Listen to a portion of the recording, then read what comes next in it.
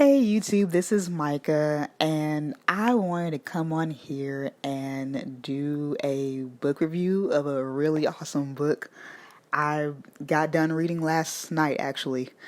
The name of the book is called As Old as Time, and it is one of Disney's books. It's a part of a Twisted Tale series, and I just wanted to come on here and talk about it because it was really, really great. And this is not a sponsored Disney video, just to start, because they don't pay me. No one pays me, actually, because this is like my first YouTube like commentary review video. So yeah, the book is really great. The question that the book seeks to answer is what if Belle's mother cursed the beast? And so, yeah. The book is very different from the movie in a couple of ways. One, the in the movie, the inanimate objects that become animated, in in the movie, they have eyes, they have a mouth, and things like that. But in the book, they don't. The objects don't. And so it's kind of cool to see how it kind of made the situation more into reality. It was just different and interesting. Also, there are, with all books and books to movies, movies to books, there's going to be some things that are left out. And there's one really big thing that's left out from the movie that's left out in the book, and that is I'm not going to tell it, but the way that it's, I guess, exchanged, it's the that one big moment in the movie is exchanged for like some small intimate moments in the book, or even big intimate moments, but small intimate moments as well, that kind of pull that along. And so that whole scene in the movie, not gonna say it wasn't needed in the book, but the book made it without it. So yeah. And what other differences? I don't think there are any other, in my opinion, there's not any other differences that I can think of from the movie that's different in the book. But it adds a whole new spin, so there are a lot of different things that are added. What I do like about the book is I am typically drawn to books that give multiple vantage points for one story. And even though that story, I like the ones that are told in first person from multiple vantage points about one event, but this one was told from a couple of different vantage points, but in third person. And that's fine, and I like it. I like it still. I like how, like, because the question is, what if Belle's mother cursed the beast?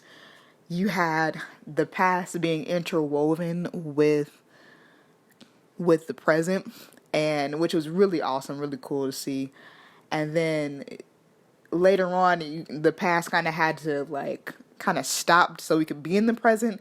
And at some point, I kind of got bored with the present because, like, okay, yeah, this is what happened in the movie. But then the characters from the past were introduced into the present and kind of drove the story a little bit more forward and more action and adventure in that. So it was really cool to see that.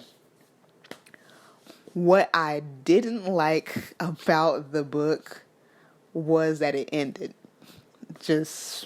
Yeah, it ended. And I feel like the way the story was set up was, you could have a part two, and it would be awesome to see them do a part two based upon how the story ended, and just to see what that would all look like. But I'm fine if they don't do a part two, but I'm also not fine with it. But it's okay. So yeah. So it's really, I wished, what I didn't like is that it ended. Yeah. The book does address, in its own way, unique way, the Stockholm Syndrome situation. it addresses that in its own unique way. So in the movie, you had Belle falling in love with her captor and them living happily ever after, and everyone's restored to all the servants are restored to human form, and she falls in love and they live happily ever after. But in a way, Belle was a captive. Belle was a captive, and Maurice, her father, was a captive, and both in the story and the book and in the movie. And but there were also, so the true villain of the book is not who you think it is. And so unless you're not basic like me and you know, like, can figure it out better, but the true villain of the book is not who you think it is. And so there are many more captives in the book besides Belle, besides her father in the book. And so in a way, the Stockholm syndrome, like, Belle, with the journey that the Beast and Belle have to take and work together, it's less about Belle being held captive. And even in the movie, like, it was less about Belle being held captive, but in the book there are definitely more factors and more people to blame for this whole situation that's being carried out. And so there are more captives. And so the Stockholm syndrome, like, they do fall in love, like the story, just like in the movie, but it's not, she's not falling in love with her captor. So, yeah. And I would say there are some things that I did take away. Like, one thing I did snapshot from the book, a page from the book that I sent to my friends. One of the quotes that I liked from the book was really, really cool. It had to do with Gaston, because I need to watch the movie again because I don't remember this from the movie. But I'll give one little baby spoiler. Was that there was a surprise ambush wedding that Gaston tried to throw on Belle. And so Belle was not having any of that. And so in the book, it says, none of them thought she was good enough for Gaston, the town's favorite son, the most handsome boy with the bluest eyes and best physique, the best shot with a gun. ... No one ever asked if he was good enough for her. And, like, that was one of my favorite lines from the book, because Belle, she wanted adventure, she wanted a life, she wanted to have fun, and not just be this, like, woman who wants to get married, have a bunch of kids, just be a stay-at-home wife, and all this stuff. Which there's nothing wrong with being a stay-at-home mom. I think that's a very high and noble job. But she wanted adventure. She wanted to be with someone who was willing to go on an adventure, to, like, live life and go on adventures and have fun. And Gaston just wanted he just wanted the prettiest girl in town. And so sometimes for me, that takeaway, like, in recent events in my life, I guess, just like, you don't want just anybody and you don't want to try to fit their mold for what you think they want or what they want. And you don't want someone else to fit your mold of what you want. And you want someone that you're compatible with and someone that you actually like. And Belle did not like Gaston. And so, yeah. I know in recent events, to bring this all, like, full circle, like, you got Meagan Good and Devon Franklin, their recent divorce, and not saying that they weren't compatible, but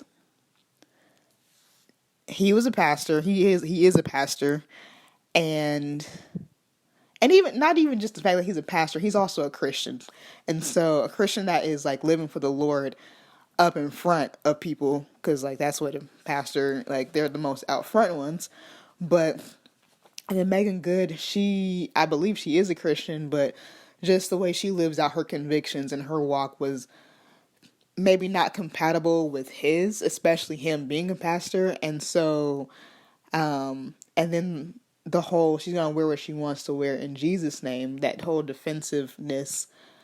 I'm not saying I could see them getting a divorce. I'm not saying that, but the fact that they just, the movies and the roles that she took and the thing that she was doing in his life as a pastor, it just didn't really go completely together. And so you want somebody that you're compatible with. You want somebody that you like. You want someone that you're interested in. And so, yeah.